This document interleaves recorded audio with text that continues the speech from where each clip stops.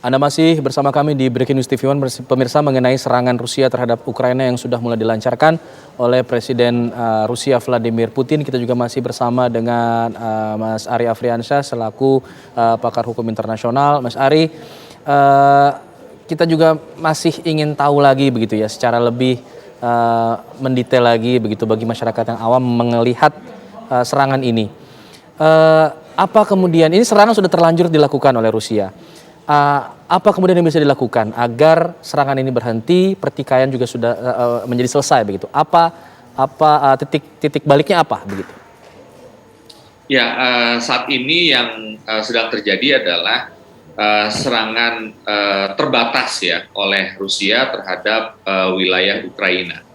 Dan saat ini Ukraina lah yang akan menunjukkan sikap apa yang akan dia respon terhadap serangan terbatas ini. Ya.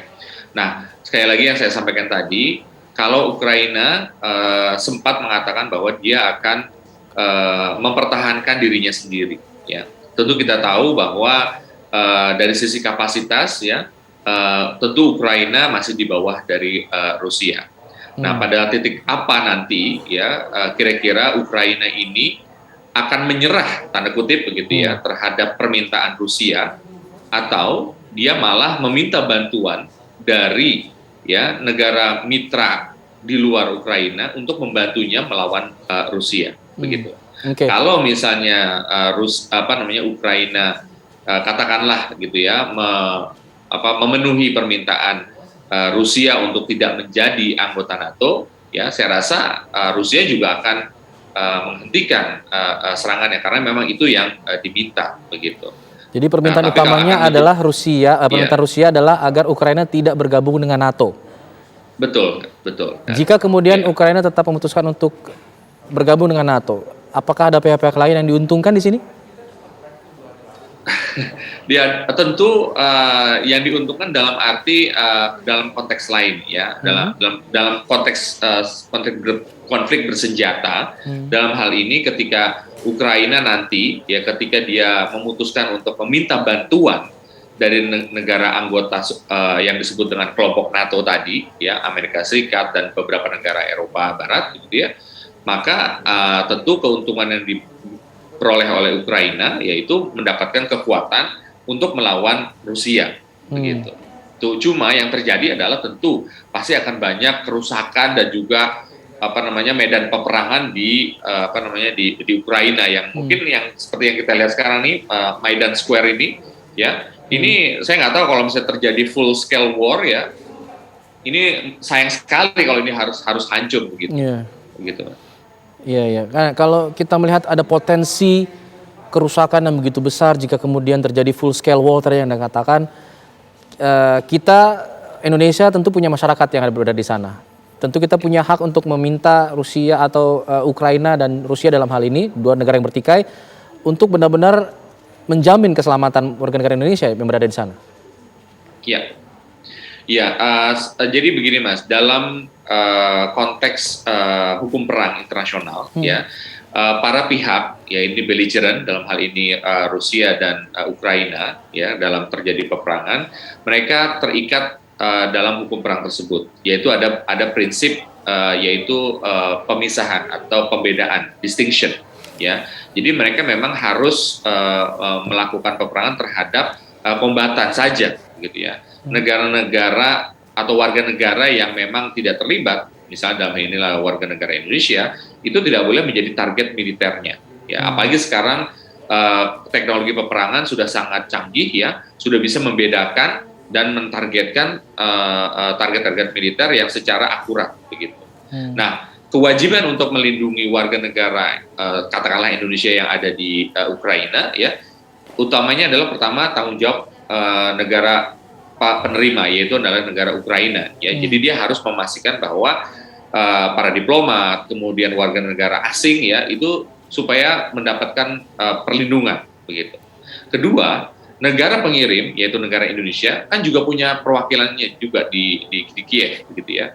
Kita juga harus segera mengambil langkah segera tepat, ya, untuk memastikan bahwa mengantisipasi apa yang akan terjadi. Meskipun sekarang masih serangan terbatas, tapi saya rasa adalah keputusan yang tepat kalau untuk langsung mengamankan ya, paling tidak mengidentifikasi ada berapa orang Indonesia di Ukraina dan dicoba untuk dihimbau ya untuk berkumpul dan menjauh dari tempat konflik bersenjata jika memang itu terjadi. Saya rasa informasi yang ada di lapangan akan jauh lebih akurat dibandingkan kita yang ada di sini. Iya, iya.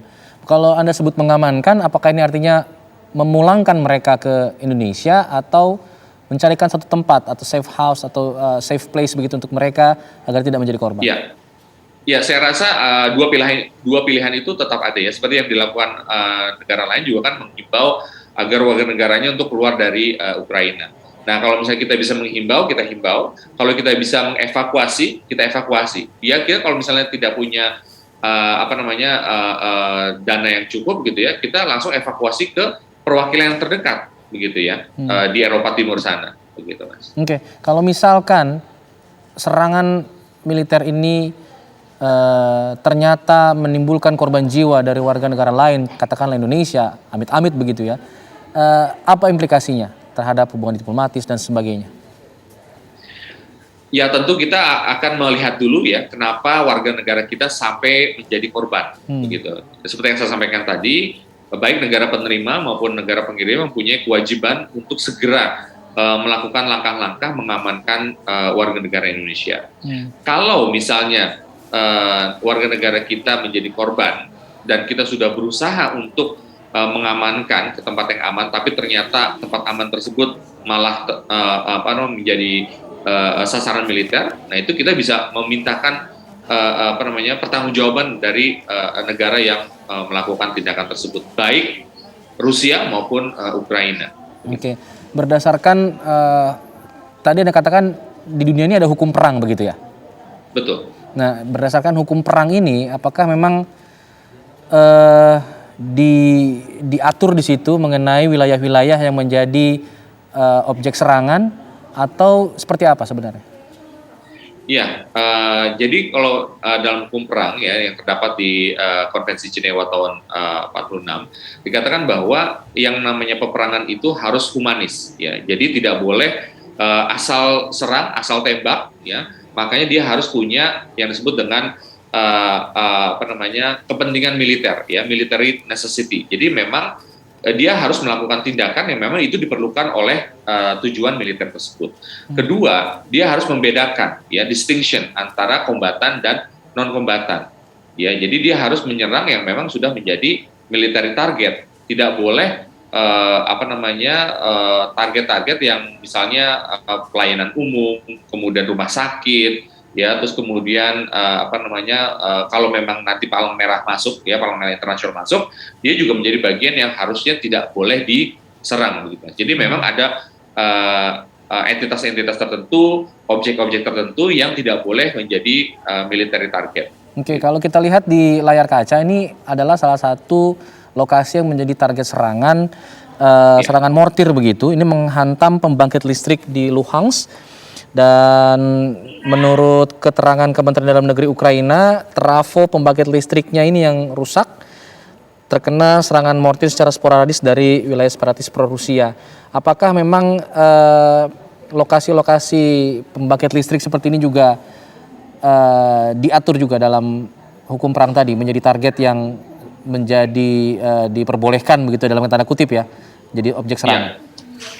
Ya, sekali lagi kita harus melihat apakah pembangkit tenaga listrik ini menjadi objek yang memang untuk memaksa ya Ukraina ini menentukan sikapnya. Ya, tentu saya rasa pembangkit listrik ini sangat berpengaruh kepada Ukraina. Ya, jadi kalau Ukraina ini tanda kutip dia harus mengatakan apa yang akan dia putuskan, apakah dia memenuhi permintaan Rusia atau tidak, begitu. Dan pembangkit tenaga listrik adalah salah satu unsur ya untuk mendukung negara, begitu. Oke.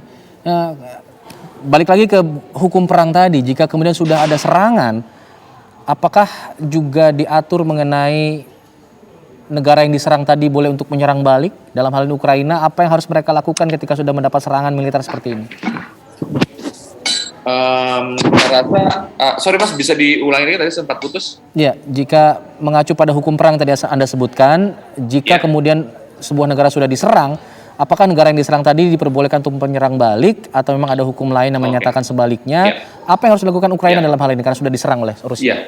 Ya, jadi sebenarnya gini, untuk menggunakan kekerasan kan seharusnya itu dilarang ya. Tapi kemudian ketika ada serangan dari negara lain, ya, negara yang diserang itu sebetulnya memiliki hak bela diri namanya, self defense. Ya, jadi ketika suatu negara itu diserang, maka berdasarkan pasal 51 Piagam PBB, maka negara tersebut memiliki hak untuk membela diri untuk ya menggunakan kekerasan lagi begitu. Nah, saat ini kita belum melihat apakah Ukraina menggunakan hak bela dirinya untuk membalas serangan Rusia ini atau tidak. Dan kita juga belum tahu pasti, maksudnya beritanya mengatakan demikian, tapi kita belum tahu pasti apakah memang ini adalah yang dilakukan oleh militer Rusia atau hanya pihak non Rusia yang didukung oleh Rusia. Begitu. Kalau dari kacamata Anda, Indonesia sebagai kita begitu ya, yang berada di Indonesia atau Mas Ari yang berada di Indonesia dari negara-negara netral begitu melihat konflik ini, apa yang kemudian sebaiknya dilakukan oleh Ukraina? Mengikuti tuntutan dari Rusia atau justru mengambil haknya untuk menyerang balik dan meminta bantuan dari negara lain mungkin? Ya tentu yang kita harapkan adalah mengakhiri konflik ini, ya. Namun demikian sekali lagi kita tidak bisa memastikan apa keputusan Ukraina, ya. Tentu kita berharap dan selalu berharap bahwa tidak ada peperangan yang akan meluas dan akan membesar, begitu. Dan ya kita ya sama sekali juga akan mendorong gitu ya para pihak untuk menahan diri dan segera berdialog satu dengan yang lainnya. Kalau sudah terjadi seperti ini, apakah diperlukan dalam hal ini misalnya pembicaraan antar kepala negara misalnya dari negara-negara netral untuk mendorong terjadinya perdamaian atau bagaimana dari pandangan Anda untuk melihat seperti ini dalam kasus ini negara kita ya Indonesia begitu? Ya, saya rasa Indonesia secara negara individu ya patut menyuarakan ya apa istilahnya kekhawatiran kita. Ya tentu kita sebagai negara netral, negara yang tadi mencintai perdamaian dan keamanan dunia ya sesuai dengan Undang-Undang Dasar kita, selalu berharap tidak ada perang antar negara lain ya. Dan kita akan mudah-mudahan Bapak Presiden akan segera menyuarakan ini untuk para pihak saling berdialog. Dan kita juga punya apa istilahnya ASEAN ya, yang nanti kita akan coba, mungkin Indonesia akan mencoba untuk menyuarakan ya suara ASEAN untuk mendorong ya para pihak untuk segera menahan diri ya untuk tidak menjadikan perang ini besar, apalagi ini masih dalam kondisi pandemi begitu ya, di mana semua dalam keadaan sulit begitu.